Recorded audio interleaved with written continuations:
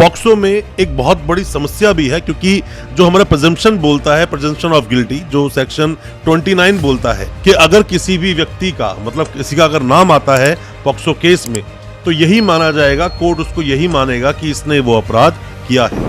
और 2019 के बाद के जितने भी अपराध रिपोर्ट हुए उसमें सेक्शन 6 में आप देखोगे तो मिनिमम 20 साल की सजा का प्रावधान है। दोस्तों, पॉक्सो जैसे जो केसेस होते हैं ना, ये बड़े सीरियस किस्म के केसेस होते हैं जिसमें कि आपको पूरी जानकारी होती नहीं है। और मैंने कई बार देखा है कि कई सारे लोग अपनी पूरी जिंदगी जोड़ी हुई जो कमाई होती है, या फिर ये मान लीजिए अपना बहुत सारा वक्त इस केस के पीछे लगा देते हैं, पूरी जिंदगी तहस नहस उनकी हो जाती है, क्योंकि इस केस में बहुत ज्यादा कन्विक्शन रेट है दोस्तों।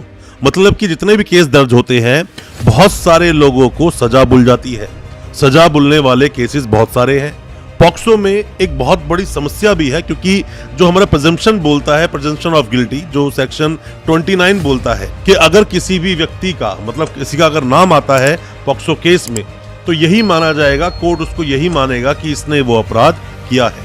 जबकि दूसरे जो मामले होते हैं उसमें ऐसा नहीं माना जाता। उसमें यह माना जाता है कि अपराध जो हुआ है वो पूरा ट्रायल होने के बाद प्रूव होगा अपराध हुआ भी है या नहीं हुआ, मतलब अपराध जो हुआ है वो इस एक्यूज ने किया भी है या नहीं किया।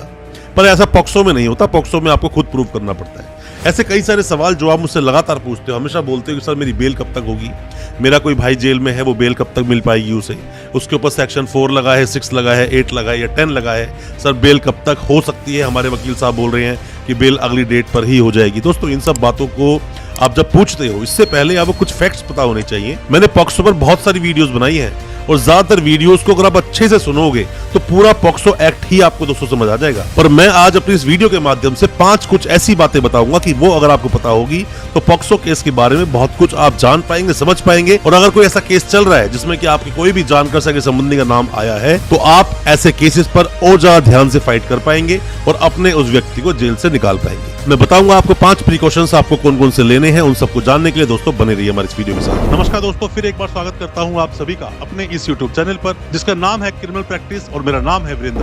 दोस्तों, आप कोई भी नए वकील साहब है, कोई भी लॉ स्टूडेंट है, या फिर आप पर केस हुआ है पॉक्सो का, या फिर आपका कोई दोस्त, सगा संबंधी या जानकार कोई भी जेल में है पॉक्सो केस में, उसकी बेल नहीं हो रही है, या फिर आपको बहुत सारे अपडेट्स मिल नहीं पा रहे हैं, आप जानते नहीं हो ज्यादा कुछ पॉक्सो एक्ट के बारे में, क्या कुछ चलता है प्रैक्टिकली कोर्ट के अंदर, कोर्ट में किस तरह से पॉक्सो केसेस पर फाइट की जाती है, क्योंकि ये एक स्पेशल एक्ट है दोस्तों। स्पेशल एक्ट के अनुसार ही सजा का इसमें खुद का प्रावधान है, खुद का ही प्रोसेस है, किस तरह से पॉक्सो केसेस चलाए जाते हैं, जजमेंट्स का आपको पता होना चाहिए। दोस्तों, किसी भी नए वकील साहब के सामने सबसे बड़ी समस्या यही होती है कि उनके परिवार में कोई दूसरे वकील साहब नहीं है और दूसरा कोई सिखाना चाहता नहीं, तो उनके सामने बहुत बड़ी समस्या खड़ी होती है। हम किस तरह से चीजों को समझें, किस तरह कोर्ट में खड़े हों, किस तरह से दलीलें दें। तो इस कोर्स के बाद आपके सभी तरह के डाउट्स बिल्कुल खत्म हो जाएंगे और सभी वो लोग जिनका कोई भी सगा संबंधी जानकार या कोई भी खुद जिस पर ये केस दर्ज हुआ है, तो वो पूरी तरह से इंफॉर्मेशन ले सकता है पॉक्सो केस के बारे में। उसको पता चलेगा कोर्ट में किस तरह से पूरी प्रोसीडिंग चलाई जाएगी।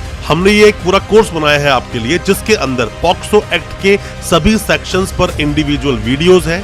प्रैक्टिकली कोर्ट में केस चलता है आप ये भी जान पाएंगे, जजमेंट्स मिलेंगे, आपको अपने केस को लड़ने में बहुत आसानी हो जाएगी। और पूरा पॉक्सो एक्ट जो बार बार पढ़कर भी आपको याद नहीं होता है, वो हमारी वीडियोस के माध्यम से आपको सब कुछ समझ आ जाएगा। इस कोर्स को जरूर अवेल करें। 11,000 जिसकी फीस है, सब डिटेल से मेंशन है और पूरा पॉक्सो एक्ट का निचोड़ हमने इस कोर्स में डाल दिया है, जिसमें कि दोस्तों कंप्लेंट होने से लेकर और जजमेंट तक किस तरह सजा होती है। क्योंकि पॉक्सो एक्ट के बारे में आपको पता होगा, जितने भी लोग इसमें फंसते हैं, इसमें कन्विक्शन रेट बहुत ज्यादा हाई है, बहुत ज्यादा लोगों को सजा हो जाती है। 10 साल 20 साल की उम्र कैद तक का प्रावधान हालांकि इसके अंदर मेंशन है। तो आप इस कोर्स को जरूर लें अगर किसी भी तरह से आप पॉक्सो केस में फंसे हैं, या फिर अगर आप पॉक्सो एक्ट के बारे में डिटेल में जानना चाहते हैं, इस कोर्स को अभी अवेल करें। दोस्तों, इस कोर्स को आप कभी भी कहीं भी अपने फोन में, डेस्कटॉप में, लैपटॉप में किसी भी तरह से एक्सेस करके पॉक्सो एक्ट की पूरी जानकारी ले सकते हैं। दिए गए नंबर पे आप व्हाट्सएप करें, आपको सभी डिटेल्स भेज दी जाएगी। दोस्तों, हालांकि पॉक्सो की अगर हम बात करें, पॉक्सो जो एक्ट आया 2012 में, इसमें एक अमेंडमेंट भी आया 2019 में। 2012 में और 2019 का जो अमेंडमेंट बीच की जो मैं बात करूं, इसमें क्या हुआ कि 12 जब ये एक्ट आया, 19 तक तो चलो बात ठीक थी कि यहां पर 10 साल की सजा भी होती थी, 7 साल की सजा भी होती थी। और 2019 के बाद के जितने भी अपराध रिपोर्ट हुए उसमें सेक्शन 6 में आप देखोगे तो मिनिमम 20 साल की सजा का प्रावधान है। और बहुत सारे मामले आपको सेक्शन 6 के ही मिलते हैं कि वहां सेक्शन 6 लगवा दिया पॉक्सो में और 376 साथ में उसमें लग जाता है। दोस्तों अगर ये वीडियो आपको अच्छा लग रहा है तो अभी इस वीडियो को लाइक करें ताकि इसी तरह की लाइक से हमें मोटिवेशन मिल सके और प्रोत्साहन मिल सके इसी तरह की लीगल अवेयरनेस की वीडियोस आप तक पहुंचाने के लिए। और आप अगर पहली बार आए हैं हमारे इस चैनल पर, पहली बार देख रहे हैं हमारे इस वीडियो को, हमारे चैनल को अभी सब्सक्राइब करें, साथ में लगा बेल आइकन जरूर दबा दें ताकि इसी तरह की लीगल अवेयरनेस की वीडियोस आप तक पहुंच सके सबसे पहले। अब दोस्तों बात क्या है, 20 साल मिनिमम सजा जो कि लाइफ इम्प्रिजनमेंट तक हो सकती है। 19 से पहले के जो अपराध थे उसी वक्त के कानून के अनुसार उन्हें सजा दी जाती है। पहली बात तो ये कि जो सजा का जो गैप है, सजा का जो अंतर है, ये बहुत बड़ा है। इस बात को आपको ध्यान रखना चाहिए। जिस अपराध में मिनिमम 20 साल की सजा की बात की जा रही है, आपको क्या लगता है कि ऐसे अपराध में आपका नाम आए और 20 दिन में आप बेल लेकर बाहर आ जाओगे? ऐसा नहीं होता, वक्त लगता है और बहुत सारी चीजें हैं, रेमेडीज फॉलो करनी होती हैं आपके वकील साहब जब केसेस लड़ते हैं। क्योंकि पॉक्सो जो वकील लोग केस लड़ते हैं, जिन्हें नॉलेज है इसके बारे में, वो बहुत अच्छे जानते हैं केस को लड़ना कैसे है और उनका क्लाइंट बाहर कब तक आएगा। क्योंकि जब भी कोई वकील साहब केस लड़ते हैं पॉक्सो केस के अंदर, जिन्हें नॉलेज है वो जानते हैं कि अभी मैं इसकी बेल करवा भी दूंगा तो कन्विक्शन हो जाएगा, तो इसीलिए ट्रायल को पैरेलल चलाना पड़ता है ताकि ट्रायल को और मजबूती से खड़ा करा जा सके। क्योंकि पहली बात तो ये कि जो सजा का बहुत डिफरेंस आ रहा है। दूसरी बात ये प्रिजम्पशन ऑफ गिल्टी, मतलब कि माना जाएगा, इसमें जज साहब ऐसा मानेंगे, कानून ऐसा मानेगा कि अगर किसी का सेक्शन 6 में नाम आया, सेक्शन 4 में नाम आया, तो ऐसे मामलों में, या फिर 8 में या 10 में नाम आया, तो ऐसे मामलों में मानेंगे कि यही दोषी है, इसने अपराध किया है। जबकि अपने देश का कानून क्या बोलता है, an accused is innocent until proven guilty, मतलब कि जब तक क्या दोष सिद्ध ना हो जाए तब तक जो अपराधी है वो अपराधी नहीं, निर्दोष है। यहाँ पर दोस्तों पर ऐसा नहीं होता। इस पॉक्सो के एक्ट में, पॉक्सो एक्ट में ऐसा होता है कि जो भी कोई सामने लाया गया जो एक्यूज है वही अपराधी है, ऐसा मानकर केस को चलाया जाएगा। तो बहुत सीरियस मामला होता है, इसको हल्के में आप ले नहीं सकते। बात क्या होती है, तीसरी बात आप इसको ये समझ लीजिए कि इसके अंदर कन्विक्शन रेट इतना ज्यादा हाई है दोस्तों कि ज्यादातर लोगों को सजा मिल जाती है। क्योंकि यहाँ पर जब लड़की आई, जो छोटा बच्चा था, उसने जो स्टेटमेंट दी, उसने 164 के जो बयान दिए, वही बहुत है आपको सजा कराने के लिए। आप सोच रहे हो कि मेडिकल का सहारा ले लूंगा, दोस्तों मेडिकल की बात अलग है, जो स्टेटमेंट बच्चे ने दी है वो बहुत है। यहाँ पर आप ऐसे ऐसे डिफेंस अपने लिए रेडी कर लेते हो कई बार कि जो आपको फंसवा देते हैं। मैंने तो ये भी देखा है, कंसेंट ले लेते हैं लोग कि लड़की की उम्र 16-17 साल है या 15 साल है, चलो कंसेंट का मामला बनाते हैं। दोस्तों कंसेंट के मामलों से आप सजा से नहीं बच सकते। सेशंस कोर्ट के बाद आप जाओगे हाई कोर्ट में, अपील आपको लगानी पड़ेगी और अपील लगाने के बाद भी कुछ पक्की बात नहीं है कि आपको उससे छुटकारा मिल ही जाएगा, आपकी सजा माफ कर दी जाएगी, कम ही कर दी जाएगी। तो बेहतर है अगर ऐसा कोई केस किसी पर लग जाता है तो पहले दिन से, from the very first day, अपने केस को बहुत मजबूती से, बहुत अच्छे से केस को लड़ें, वरना कन्विक्शन पक्का है। बेल तो आप ले लोगे, बेल तो चलो आपके वकील साहब करवा देंगे, कभी या तो जल्दी होगी या लेट होगी, लेटर और सुनर आपकी बेल तो हो ही जाएगी, पर कन्विक्शन जरूर होगा। कन्विक्शन ज्यादातर ऐसे केसेस में हो जाता है।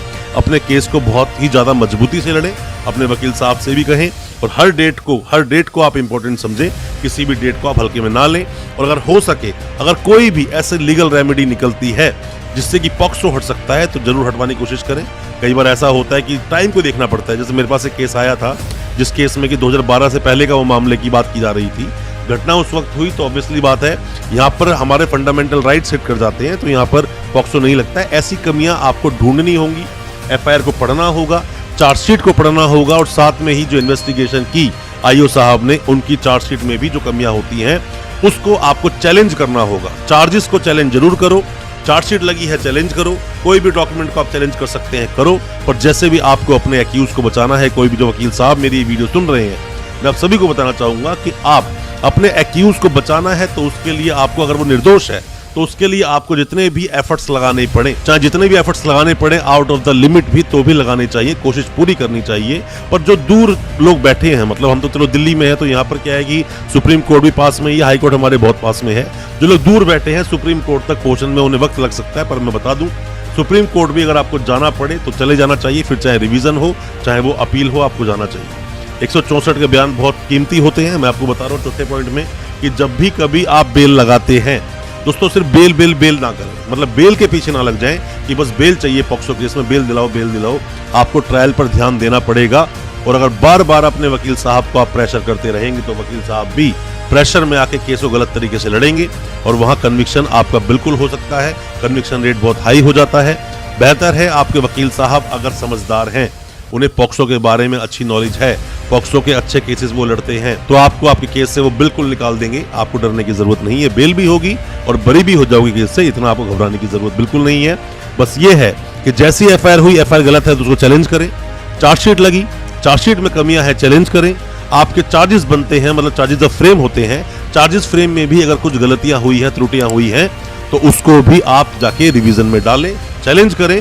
हो सकता है कहीं ना कहीं आपको कोई ना कोई सॉल्यूशन मिल ही जाएगा, बट ट्रायल पर विशेष ध्यान दें, सिर्फ बेल ना करें। साथ में ही लड़की के जो बयान हुए, मतलब लड़की ने जो पहले कंप्लेंट, जो एक इन्फॉर्मेशन जो आती है किसी पुलिस वाले के पास, फिर वह कंप्लेंट से एफआईआर बनती है, उसके बाद 164 के बयान होते हैं। 164 के बयान को बहुत अच्छे से देखना चाहिए, कॉन्ट्रोडिक्शन है या नहीं, या फिर क्या शुरू में बोला गया, क्या एफआईआर में लिखा है, क्या 164 में आ रहा है। ये बहुत सारी बातें, कई बार तो ऐसा होता है कि सिर्फ और सिर्फ मतलब ये समझ लीजिए एक रंजिश के तहत भी एफआईआर लॉन्च कराई जाती हैं, जो पॉक्सो केसेस बन जाते हैं और बाद में कई साल तक एक व्यक्ति को जेल में रहना पड़ जाता है। तो मेरा मानना है जो 5 बातें मैंने आपको बताई हैं, क्या क्या प्रिजम्पशन ऑफ गिल्टी का है, 3, 5, 7, 9 में जो डेफिनेशन लिखी है पॉक्सो एक्ट के, ये बहुत ज्यादा प्रॉब्लम क्रिएट कर देती हैं आपके लिए। साथ में ही क्या होता है कि जो सजा बढ़ गई 2019 से, वो भी आपके लिए बहुत ज्यादा एक नेगेटिव रोल प्ले करती है। सेक्शन 6 में कम से कम 20 साल की सजा है, लाइफ इम्प्रिजनमेंट तक का प्रावधान दिया हुआ है। साथ में ही तीसरे नंबर में मैंने बताया कि बहुत बड़ा एक हाई कन्विक्शन रेट है पॉक्सो में, केस को ध्यान से लड़ना चाहिए। मैंने बोला कि सिर्फ बेल ना करें, केस के ट्रायल पर भी ध्यान दें, वरना तो बेल नहीं होगी और आपको बाद में कन्विक्शन भी हो जाएगा। और 5वें पॉइंट में मैंने आपको बताया कि जो कंप्लेंट आती है पुलिस के पास, एफआईआर करती है, 164 के बयान को भी बहुत अच्छे से देखें और जितना हो सके तो आप देखें कि कहीं पर भी मतलब जो एफआईआर हुई अगर गलती है तो चैलेंज करें, चार्जशीट को चैलेंज करें, जो चार्ज फ्रेम होते हैं उन्हें चैलेंज करें, अगर आपको लगता है उनसे आप निकल सकते हैं। कोई भी दोस्तों किसी भी तरह की जानकारी चाहिए, सलाह आप चाहते हैं तो हमसे आप कॉन्टैक्ट बिल्कुल कर सकते हैं, हम आपकी उससे मदद जरूर करेंगे और कोशिश करेंगे आपकी प्रॉब्लम से आपको बाहर निकालने की। आपका कोई भी सगा संबंधी जानकर कोई भी अगर जेल में है या पॉक्सो केस लग गया है तो आप हमें कमेंट बॉक्स में कमेंट करना, हम आपको रिप्लाई उसका जरूर करेंगे। और ये वीडियो आप अपने दोस्तों, परिजन, परिवार तक शेयर जरूर करें ताकि वो भी अपने आप को कानूनी जानकार बना सके और हमारे चैनल को सब्सक्राइब करे बिना बिल्कुल मत जाना। बहुत बहुत शुक्रिया दोस्तों, धन्यवाद हमारे इस वीडियो के साथ बने रहने के लिए।